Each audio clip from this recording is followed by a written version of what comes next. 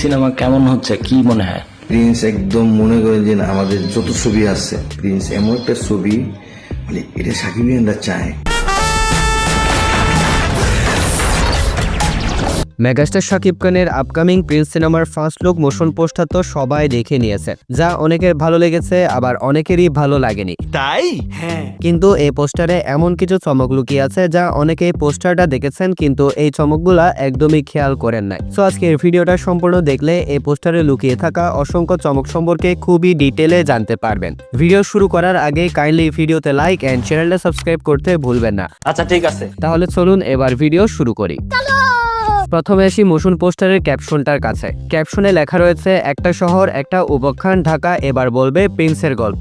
এখানে একটা শহর মানে তো বুঝতে পারছেন ঢাকা শহরের কথা বলা হয়েছে, আর উপাখ্যান দিয়ে বোঝানো হয়েছে ঢাকা শহরকে কেন্দ্র করে হওয়া এক কিংবদন্তির গল্প, যা সম্পর্কে সবাই জানে কিন্তু কেউ নিশ্চিত নয়। সাথে এখানে আরো লেখা রয়েছে he doesn't chase power, power follows him. এই লাইনটা দিয়ে প্রিন্স কতটা ক্ষমতাধর আর শক্তিশালী হবে সেই ইঙ্গিত দেওয়া হয়েছে, অর্থাৎ প্রিন্স ক্ষমতার পিছনে দৌড়ায় না, উল্টা ক্ষমতা তার পিছনে দৌড়ায়, যা এটা পরিষ্কার করে দিচ্ছে যে প্রিন্স এমন শক্তিশালী বা এমন ক্ষমতাধর একজন গ্যাংস্টার হবে যে আন্ডারওয়ার্ল্ডে তাকে বিট করার মতন গ্যাংস্টার দ্বিতীয় কেউ থাকবে না। ব্যাপারটা আরো ক্লিয়ার করে দিচ্ছে এই সিনেমার টাইটেল, অর্থাৎ Prince once upon A time in Dhaka. এখানে প্রিন্স লেখাটাকে ডিজাইন করা হয়েছে স্টোন মেটাল স্ট্রাকচার দিয়ে, সাথে ভাঙ্গা ভাঙ্গা স্কেচ লুক, যা বুঝিয়ে দিচ্ছে এই সিনেমার টোন, অর্থাৎ রক্ত, ক্ষমতার জন্য লড়াই ইত্যাদি। সিনেমাটায় প্রিন্স অর্থাৎ শাকিব খান কোন রাজ্যের রাজকুমার না, তিনি উল্টো এখানে আন্ডারওয়ার্ল্ডে ক্রাইম এম্পায়ারের প্রিন্স হবেন। আর once upon A time in Dhaka এই ধরনের লেখা তখনই ব্যবহার করা হয় যখন একটা সিনেমার মধ্যে অথবা কোনো একটা গল্পের মধ্যে একজন কিংবদন্তির জীবনীকে এক্সপ্লেইন করা হয়ে থাকে।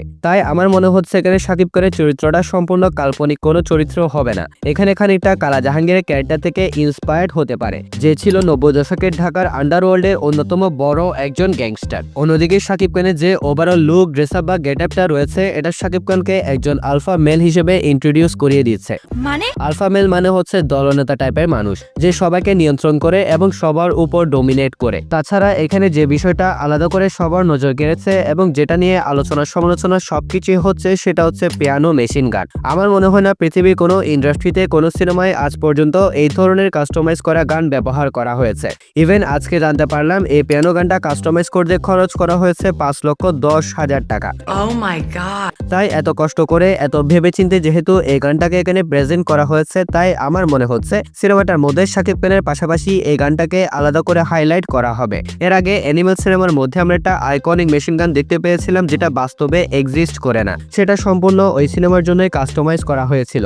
এবার দেখার বিষয় হচ্ছে ঢালিউডের প্রথম কাস্টমাইজ করা মেশিন গান সিনেমার মধ্যে কেমন নজর কাড়ে। কিন্তু প্রশ্ন হচ্ছে এই গানটা চলবে কিভাবে। আমার তো মনে হচ্ছে এখানে পিয়ানোর মতো করে যখন সুইচগুলো বাজানো হবে তখন মিউজিক আর বুলেট দুইটাই একসাথে বের হবে। যদি ব্যাপারটাকে এর চেয়েও বেটার ভাবে বা এরকম ভাবে ঠিকঠাক ভাবে প্রেজেন্ট করা হয় তাহলে এটা আইকনিক হয়ে থাকবে। তাছাড়া এই আইডিয়াটি কিন্তু অনেক বেশি ইউনিক। দেন এখানে শাকিব খানের পায়ে নিচ্ছে আপনারা একটা বক্স দেখতে পারবেন, আর এই বক্সটা হচ্ছে অ্যামো বক্স। যারা ফ্রি ফায়ার পাবজি খেলেন তারা আশা করছি বুঝে গিয়েছেন। আর এখানে ওভারঅল যে সিনটা আমরা দেখতে পাচ্ছি সম্ভবত এটা সিনেমার মধ্যেও থাকবে।